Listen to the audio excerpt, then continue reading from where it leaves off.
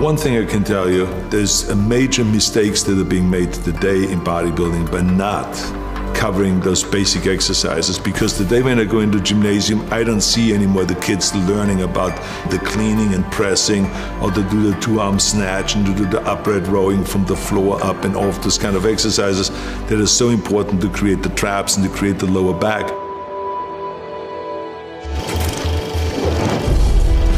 I think that the 3 exercises for chest that I have always done, the first year when I started training and the last year when I was training, is bench press, incline press in different levels.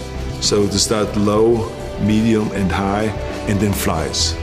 I mean, to me, the flies was an exercise that gave me the full pectoral muscle development, because I went all the way out and almost hitting the ground.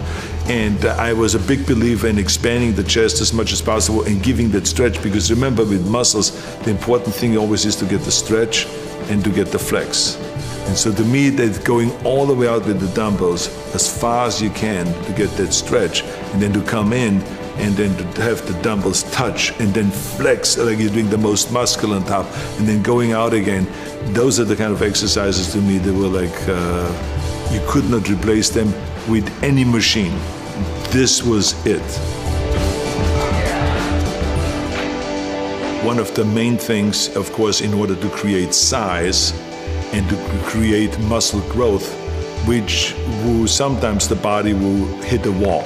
And what that basically means is that the body is saying, look, I know all your tricks. I know you're gonna start first with bench press. And then I know you're gonna walk over to the chin-up bar and do chin-ups. And then I know you're coming back to the bench press, and then you go to the chin-up bar and come back to bench press. I know that routine. I know exactly everything you do, and I am prepared for that. So you have to go and use the shocking principle. If the body and if this chest knows that I'm going to start with 135 and then I go to 225 and do 275, I'm going to go and start now with 315. And I'm going to do 20 reps with 315. And then I'm going to go and have the guys pull off plates. And then I have 225 left. And then I'm going to do another 10 reps. And then I'm going to have them take off another 45-pound plate, and then I have 135 left. And then I'm going to go to do another 10 reps. Or maybe if I can, do 15 or 20 reps. And let's see if the pectoral muscle is used to that. And then all of a sudden you will find that your pectoral muscle is shaking after that, and you don't know what to do because it's cramping and it is being tortured and it is in pain because you've now shocked the muscle. Bend over rowing with a barbell and the T-bar rowing. I mean, any kind of a rowing exercise that gives you the thickness. Those are the exercises I always rely to, again, from the beginning to the end. There's a lot of bodybuilders that have a kind of a deficiency when it comes to the lower back and to the striation of the lower back, which you only get from stiff-legged deadlifts and from regular deadlift and from bent over rowing and all the stuff without supporting your chest. You got to let your body free and let the lower back hold you up while you're doing the bent over rowing. And we did like off the bench, balancing on the bench up to 315 pounds bent over rowing, because that's what gave you then that strength in the back and gave you the thickness of the back. Because remember, when you train the back, you need the width and you need the thickness. But you need the thickness on the lower part of the back, you need the thickness on the top of the back and the outer back and then the center back. So you got to train and find exercises for all of those different things. Curls, barbell curls. I was up doing reps with 275 in the barbell curl. Many times we would start out with a heavy weight, and do just 1 rep. Then have them pull off plates and the curl, but just enough that they can now do 2 reps. Then pull off plates and do 3 reps, then pull off more plates and do 4 reps after that. And so this is how I would go up until, without ever putting the bar down, to really let the bicep know, you don't know what's coming. You're not gonna get used to my training method. I'm gonna have all kinds of tricks up my sleeve. But I mean, it was absolutely essential to do the barbell curl to create the thickness of the bicep, to do the dumbbell curl on an incline bench, and to do the concentration curl. because the concentration curl isolated the biceps with heavy weights, not with light weight, but with heavy weight, but to isolate it and to really concentrate and to create that peak on the outside of the bicep that you need when you do your back shots.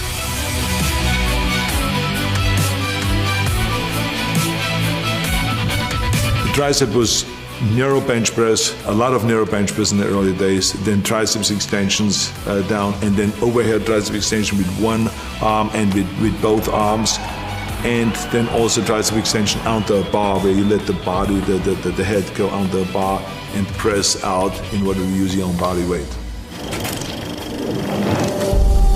Shoulders, dumbbell presses, barbell presses in the front and in the back. I mean, we always did the rear press behind the neck kind of presses, the military presses, the dumbbell press, which is now called the Arnold press, because there was a certain way that was done in order to really create the stretch of the front delta and to come down with the elbow here, not just to here, but to come all the way down and then to rotate out and go up and to get that full flex. And then lateral raises, and especially bent over lateral raises on a bench.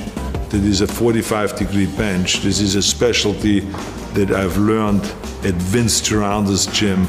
And he had this cutout on the face where you could still breathe, where you don't have to look sideways, but you can breathe. But it is 45 degrees, and to turn your wrist outward like this. And it is a fantastic rear deltoid exercise.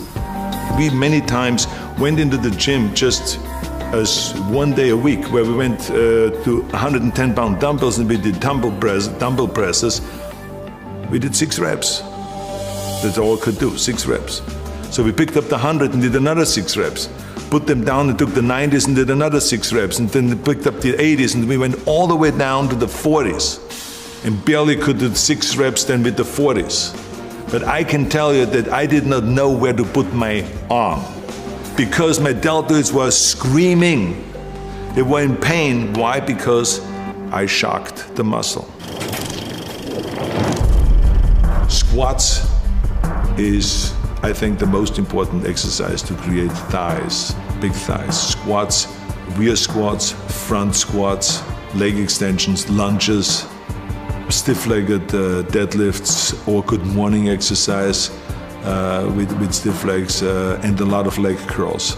Then we sometimes, in order to shock the body in the muscle, we would switch from squats to leg press, to just load up the leg press machine and do a lot of leg press and stuff like that. There would be regular ab training that we did for abs, which is just leg raises with straight legs, leg raises with bent knees, sit-ups, Roman chair sit-ups, which gives you the 500 reps, which was an absolute necessity and we all believed in, and then crunches. Everything fits together now, and all I have to do now is get my posing routine down more perfect, which is almost impossible to do, you know. It's perfect already. Oh yeah, it's down to a point. Wait when you see it. I think the important thing is that you always go all out in every set, and that you really, don't save yourself for the next set, because that's another big mistake that a lot of people make. They say, okay, I'm going to do 20 sets, so I better take it easy on the 3rd and 4th set, and then the 5th set, and then the 10th set, because I still have 10 sets to go. But that's the wrong approach. Each set ought to be going all out.